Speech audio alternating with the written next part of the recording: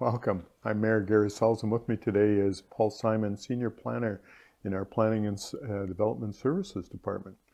So recently the province has introduced new legislation, Bill 35, aimed at regulating short-term rental accommodation with the goal of helping us combat housing issues in our community.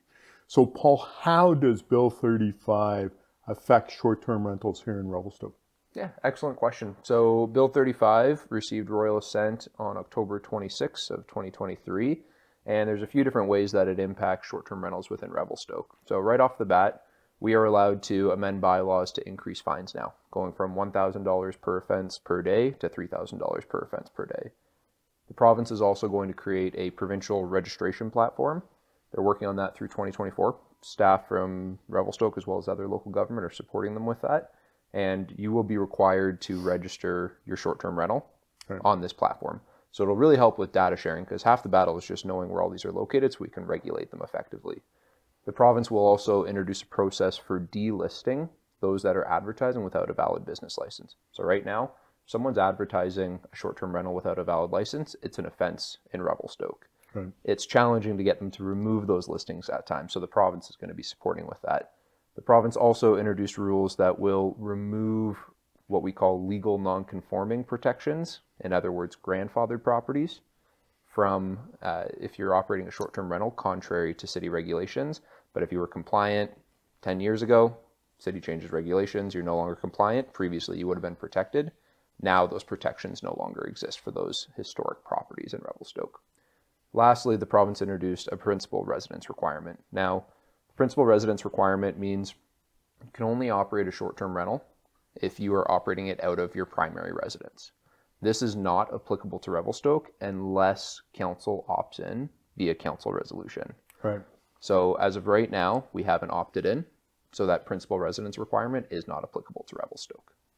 And so when we talk about opting in, so we can opt in 1 year and opt out the next year, or vice versa, depending upon what circumstances are going to be best for us in our own community. That's exactly right. So it's an annual thing that you can opt in or opt out. There's timelines associated with it. For the first year in 2024, we would need to opt in by February 29th in order for it to be effective in 2024. And from staff's perspective and what was presented to council on January 9th was a recommendation to defer a decision on opting in and evaluating our short-term rental regulations further for the time being until later in 2024. And the reason is opting in has the potential to create a lot of unintended consequences. Right. There's impacts to the local economy, and not just directly to the operators, but also individuals that are running cleaning companies, photography companies, furniture companies. So we want to have a robust understanding of what those implications are before we would move further on that decision of whether or not to opt in or stay opt out.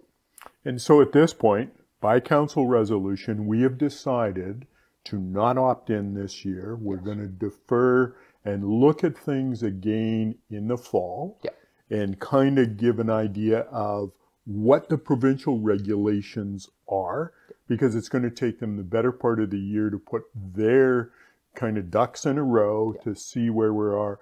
No sense in us going forward, starting to put regulations in and then have to repeal those because the government said, no, you can't do that.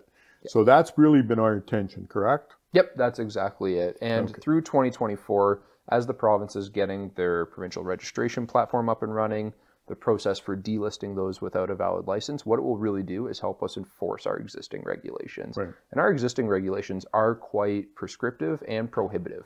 Right. Council in 2022 adopted policies that says we're not supporting any more land use changes to have more short-term rentals within the community. So we already have quite a robust framework, and really the legislation as it's adopted will help us enforce that existing framework.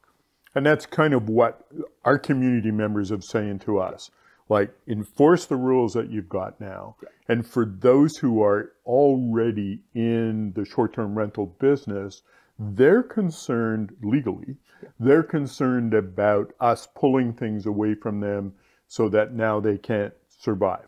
And we understand all of that. The converse of all of that is making sure that we have long-term rentals for our residents, places for them to be able to rent or buy so that they can live in our community.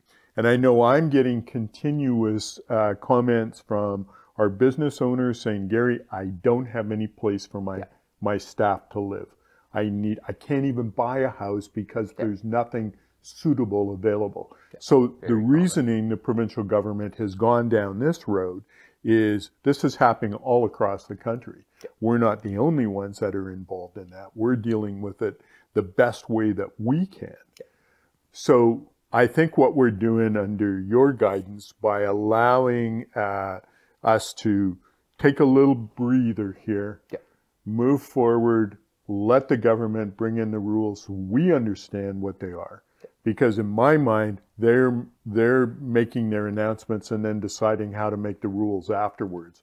And we're kind of looking at that going, okay, how are we going to be affected? Right? Exactly. And I would also note, too, that when Council adopted our current short-term rental regulations back in 2022, they were forward-thinking, and it already has shown results of seeing units that were previously operated as a short-term rental being converted back to long-term rental. So as usual, in my opinion, Revelstoke's already a little bit ahead in this front because we have had a proactive council that wanted to see this dealt with years ago now. Yeah, and it's nice to be ahead of the curve on this sort of thing, but also we don't want to get too far ahead that we have to start backing up because we went down the road that we thought was appropriate. So what we're doing this year is ensuring that we're in that place to see what happens before we make any further decisions. But we are going to be enforcing what we've got rules for now. Certainly. And the government has now given us that,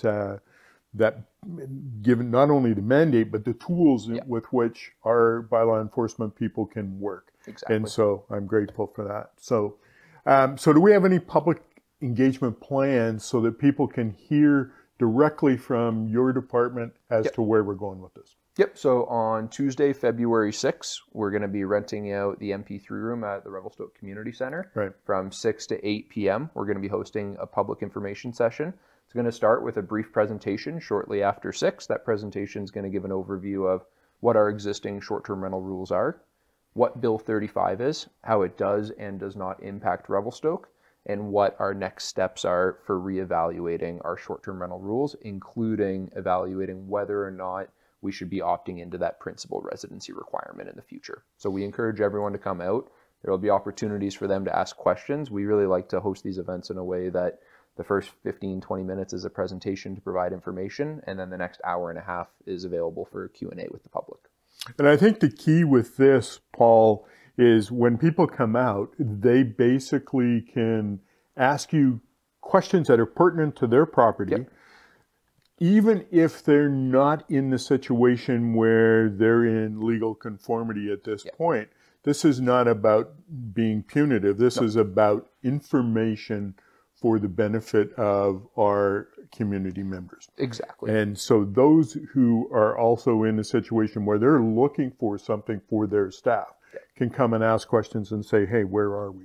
So I really appreciate the fact that they're going to be able to engage one-on-one with you, your department, members of council will be there, and we'll basically be able to say, hey, this is where we're at, this is where we're going, this is our thought process, but we're also able to listen to what their concerns are so that as we move forward, we're understanding what the community's telling us. Exactly. So, yep. Perfect. Nail on the head. Okay, good. All right. So I'm going to be interested in seeing how that legislation rolls out this year, Paul. But the province making significant assistance to municipalities to manage the impacts on short-term rentals. So we're appreciative of that. And we'll see how that really helps our long-term housing as we move forward. Anyway, Paul, thanks for joining me today and for us to be able to discuss this. And thanks as well to our audience for listening in. Be sure to take a few minutes to watch our other videos on our Facebook, YouTube, and Instagram accounts. And thank you so much for taking the time, Paul, and allowing us to at least see a little bit of where we're going with this. Thanks for having me. You're welcome. Thank you.